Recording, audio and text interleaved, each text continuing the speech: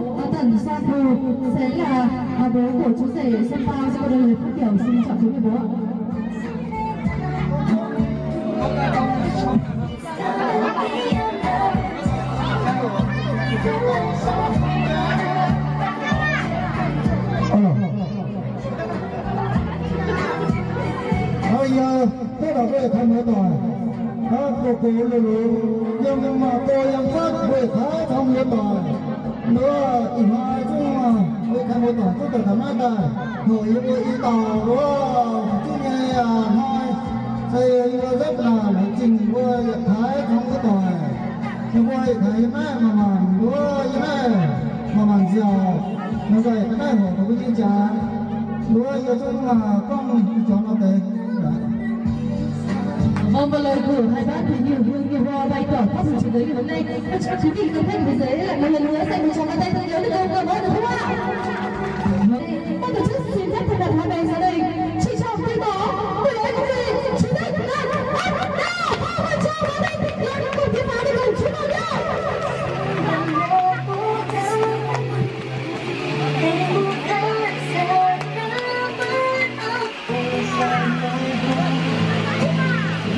Vâng, ngày hôm nay thì chúc cho chú rể Sông Pao của chúng ta thần đức tay trèo trở lại con thuyền tình yêu đề cập đến hạnh phúc. Chúc chú cô dâu lý ngoan của chúng ta sẽ mãi mãi xinh đẹp dạng người như buổi lễ của mình ngày hôm nay và xứng đáng trở thành một nàng dâu hiền trong gia đình. Vâng, và chắc chắn rồi.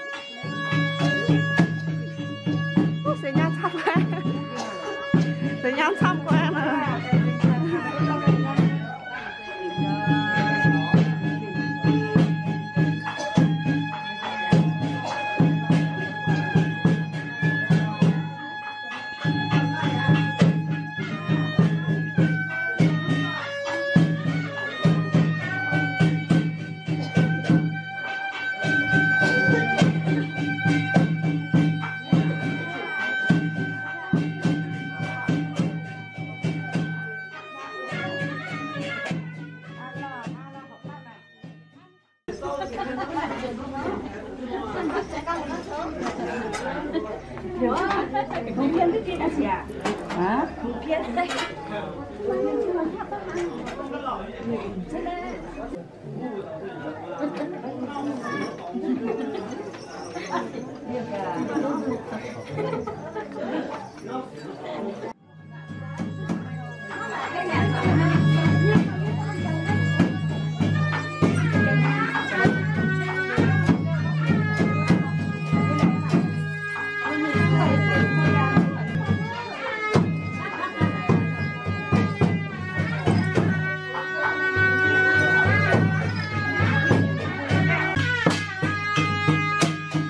chả hồ lông rồi ơi bữa tất nhiên khi về thành nhau rồi.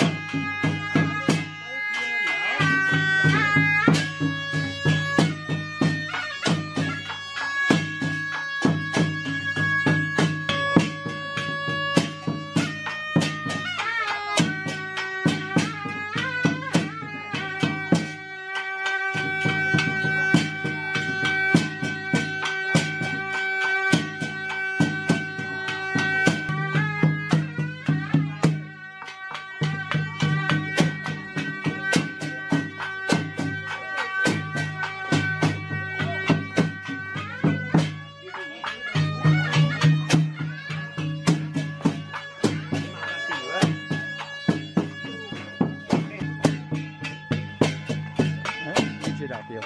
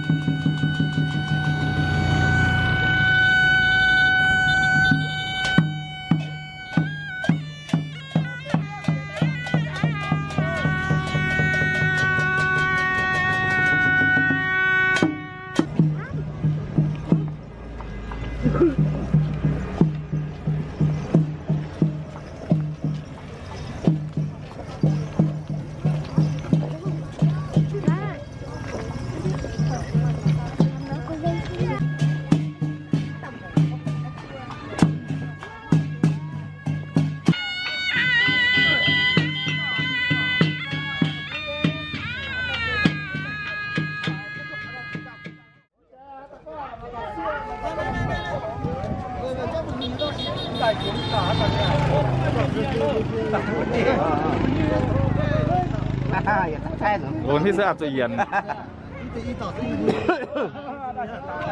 Chắc nó có quán chiến tạc cho nhau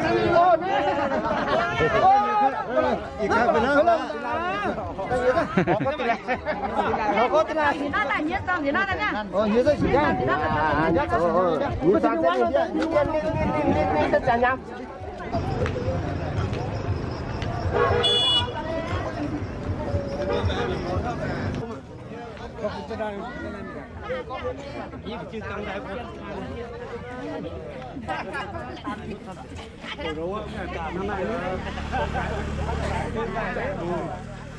cả thằng này nữa đi.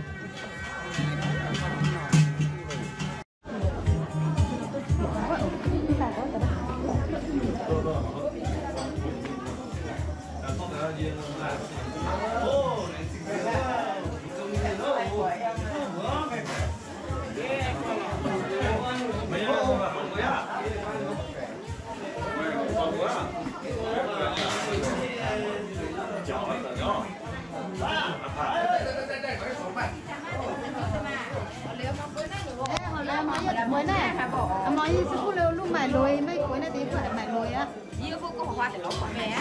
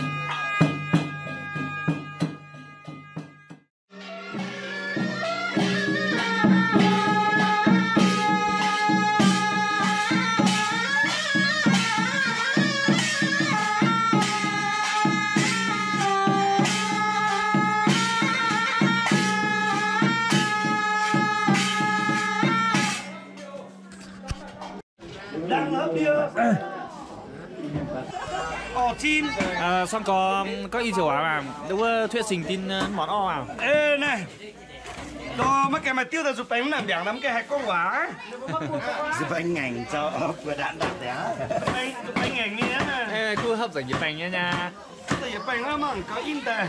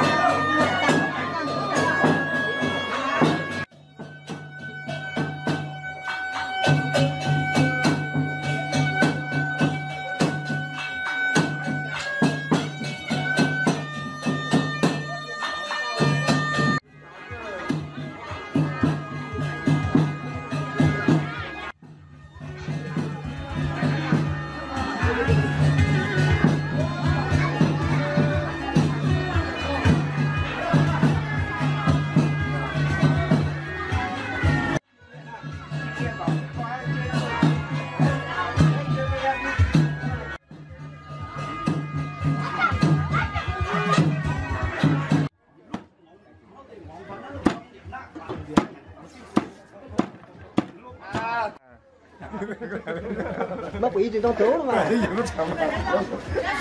Rồi mình xoay cái nồng đi mô.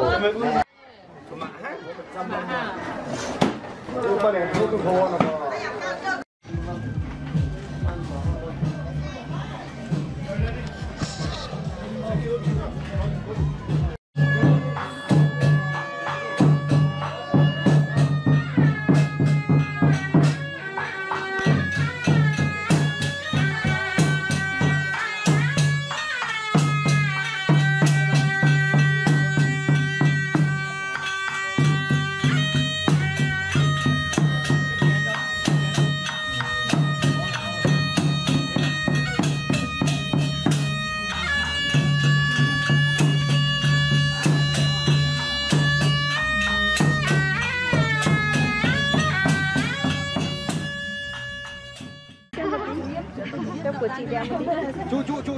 你摆六个鞋大概。 男生嘛都变成9个波了，是吗？9个波đâu? Đây là chưa có bộ. Em ăn cưới. chuyên nghiệp. Ăn cưới chuyên nghiệp. Ấy sao hơn rồi? Chúa, Nhà phải có cái độ này phải dán một cái gọi là trưởng ban tiếp rượu ở đây. Dán vào ngực. Chúng ta chọn đây. Em hiểu cái trái đâu rồi.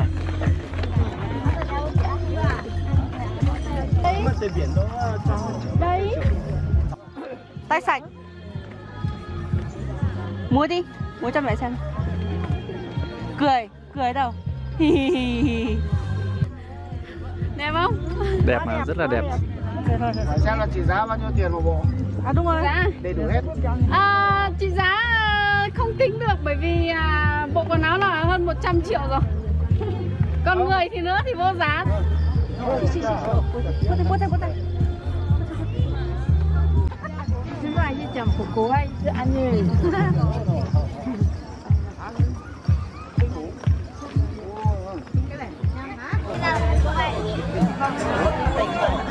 Ôi.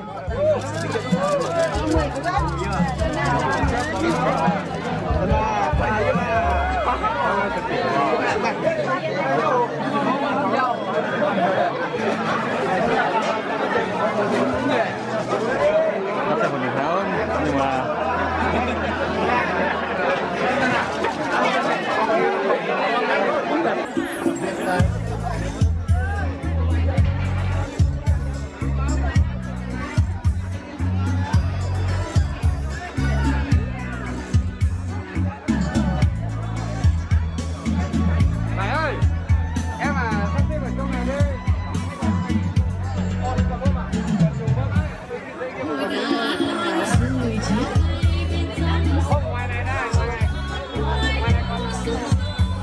ra mày đi cua mâm tây mâm à?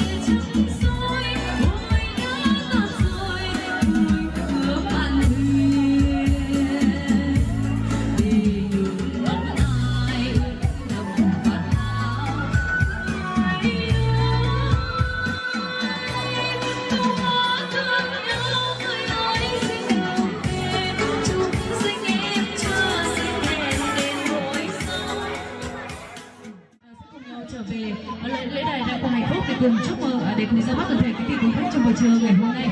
Và xin chào kính mời.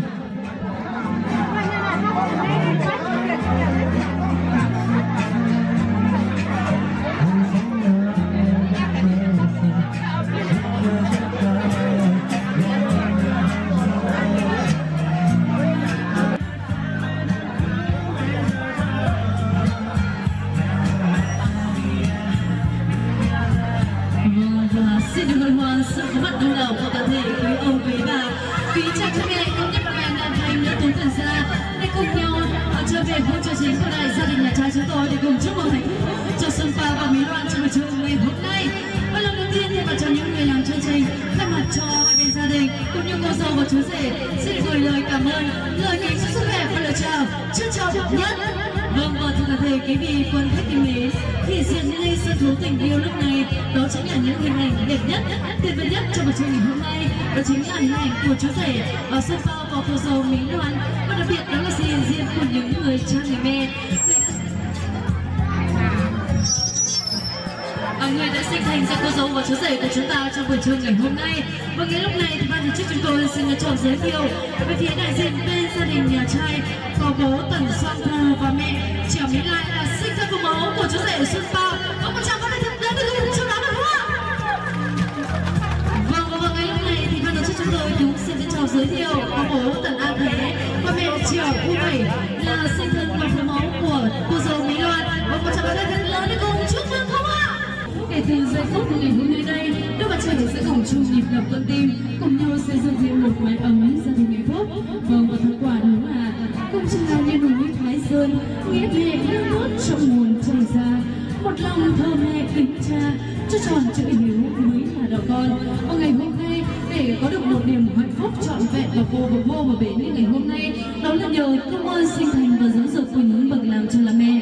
Ngày hôm nay sẽ thật ý nghĩa, sẽ thật hạnh phúc biết bao khi có sự chứng kiến và dìu dắt của những đấng sinh thành. Thì ngay lúc này ban tổ chức chúng tôi xin trân trọng giới thiệu bố Tần Soan Thu là sinh thân của chú rể Xuân Phao sẽ có đôi lời phát biểu cũng như gửi những lời cảm ơn sâu sắc nhất đến toàn thể quý vị công khách trong chương trình hôm nay. Và xin trân trọng kính mời bố ạ.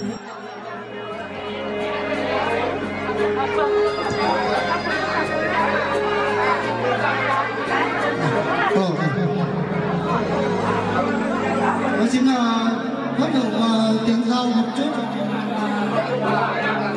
Nhớ trong vua có tàu bơi khá trong có tòa vua cô lú lâm cô lâm phát lâm phải khá cảm nó thời gian ta vua ta hỏi vua ý tàu mà phun như trà tình hoa vua trà tình rất là lãnh tình vua khá trong có tòa như này vua thấy vua nói chào vua lãnh tình vua khá một tòa tự nhiên là sẽ những con chú là nó được tự nhiên nó sẽ nên là tôi cũng xin là thay mặt gia đình nhà bên nhà trai thì xin là cảm ơn hoặc về gần xa các cô các bác các chú và các nhà trường của Xuân Phao và rất chân thành cảm ơn và mất chút thời gian để dự lễ thành hôn cho hai cháu. Xin chân thành cảm ơn.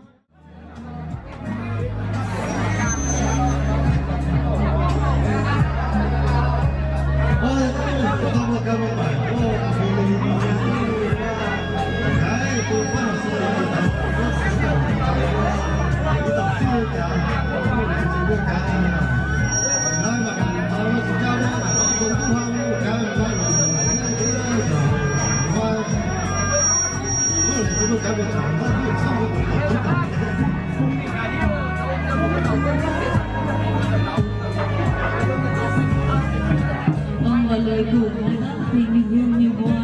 Vậy thì các buổi chiều thứ ngày hôm nay, quý vị khán giả phía dưới cùng dành một tràng pháo tay thật lớn để cùng cảm ơn những lời phát biểu của hai bên gia đình được không ạ? Vâng, và thôi thì quý vị thân khách không để quý vị phải chờ lâu, thì sau này chính là giờ đẹp giờ lan, giờ để kết duyên trăm năm hạnh phúc cho chú rể Xuân Phao và cô dâu Mỹ Loan. Và tổ chức xin phép thay mặt hai bên gia đình, xin chào quý bố và lễ thành hôn chính thức bắt đầu. Một tràng pháo tay thật lớn để chúng chúc mừng không ạ?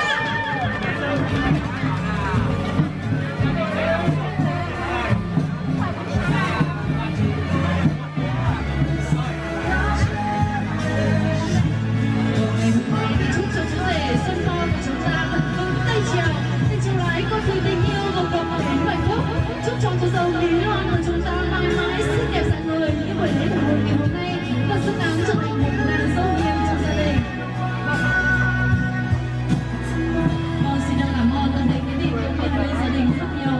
Và trong buổi trưa ngày hôm nay, đôi bạn trẻ đã chính thức tên vợ thành chồng.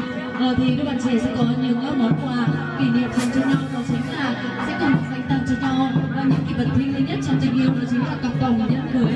Vâng, xin chào kính mời chú rể xin cùng chào nhấn lên người vợ yêu thương của mình ạ. Vâng, quý vị ở phía dưới hãy cùng và rơi những tràng tuyệt vời trong buổi trường ngày hôm nay. Vâng, gặp cùng nhau thật chưa? Xin mời chú rể Xuân Bao sẽ cùng thể hiện tình yêu với tưởng với vợ của mình, sẽ đeo lên cặp nhẫn gắn kết tình thật thề với cô dâu Mỹ Long đẹp. Vâng, quý vị dành một tràng pháo tay thật lớn để cùng chúc mừng nhá. Vâng, ngay lúc này thì xin mời cô dâu sẽ cùng lại trao lại nhẫn lên tay của người chồng yêu của mình ạ. Vâng, và ngày hôm nay cặp nhẫn trao tay đều nói lên rằng ngày 12 tháng 2 năm 2022, tức ngày 12 tháng 1 năm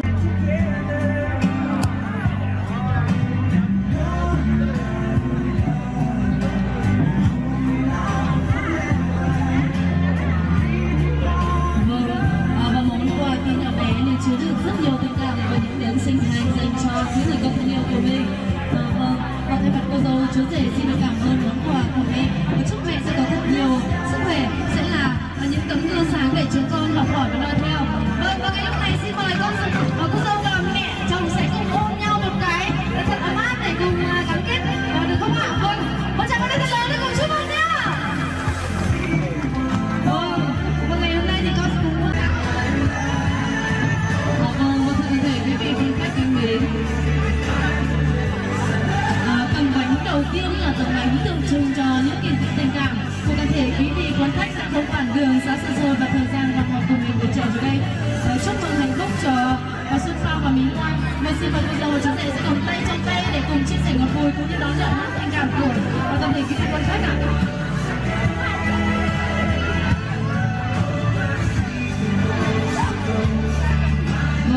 Tiếp tục sẽ là tầng bánh thứ hai. Tầng bánh thứ hai tượng trưng cho công ơn, sinh thành và dưỡng dục của những bậc làm cha làm mẹ. Và ngày hôm nay chúng con thật biết ơn đến những tình cảm của bố của mẹ. Vâng, và lúc này thì xin chân thành kính mời cô dâu và chú rể sẽ cùng tay trong tay đón nhận đến những tình cảm và gửi những lời cảm ơn sâu sắc nhất đến những mảnh bánh đấng sinh thành và sự trọng kính mời.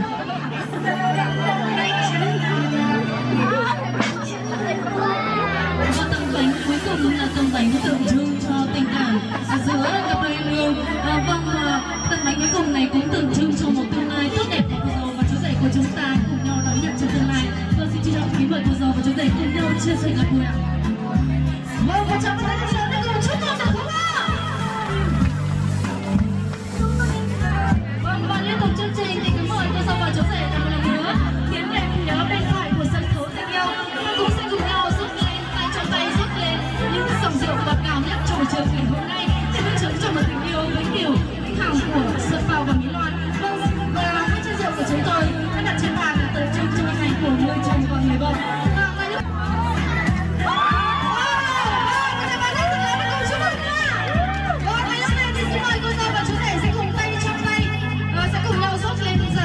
Tuyệt vời nhất trong chương ngày hôm nay nha. Vâng, và thưa quý vị, quý vị quan khách tình mến, những dòng rượu đã chảy được ví như tình yêu. Xuân Bao và Mỹ Loan đang tuôn trào vào hòa quyện cùng với nhau, và những dòng rượu đã chảy cũng được ví như những nước và bọt ngọt của tình một góc khi nó đổ vào nhau nha. Xin mời cô dâu và chú rể ạ.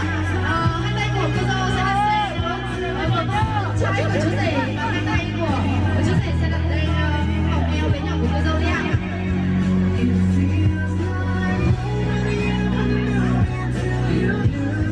Quý vị ở phía dưới hãy cùng hôn nhau, hãy cùng hôn thật to và thật lâu cô dâu chú rể sẽ hôn nhau thật lâu và thật sâu được không ạ? Hôm nay em làm được. Một tràng pháo tay là thật lớn để cùng cổ vũ cho em đúng không ạ? Một, hai, ba. Chúc mừng hai cô. Xin cảm ơn cô dâu và chú rể rất nhiều. Ngay lúc này thì thay mặt cho sớm xin được những bé trai và gái hữu tình để hai bên ở ngoài sớm cháu bỏng cháu bé. Và ngay lúc này thì xin kính chào kính mời hai em sẽ cùng cầm chén rượu của mình xuống phía bàn tiệc để gửi lời cảm ơn đến thầy viên cô dì chú bác bạn mẹ.